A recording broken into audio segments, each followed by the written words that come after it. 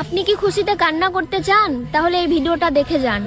একদিন আল্লাহ এক বান্দাকে বলল যে তুই যতই নামাজ পড়, যতই সিজদা কর, তোর ইবাদত আমি কখনোই কবুল করব না। বান্দাটা বলল আলহামদুলিল্লাহ। আল্লাহ বললেন, কিরে, আমি তোর ইবাদত কবুল করব না বললাম, তারপরেও তুই বলছিস আলহামদুলিল্লাহ? যা, তুই জাহান্নামে চলে যা। বান্দাটা বলল আলহামদুলিল্লাহ।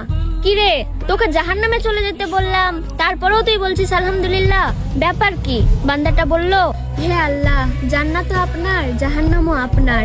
এখন আমাকে আপনি যেটা দিচ্ছেন সেটা নিয়েই আমি শুকরিয়া আদায় করছি।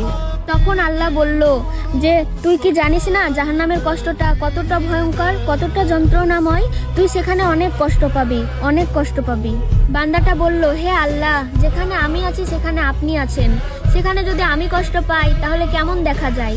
মায়ের কোল থেকে যদি সন্তান পড়ে যায় তাহলে মা কতটা কষ্ট পায়।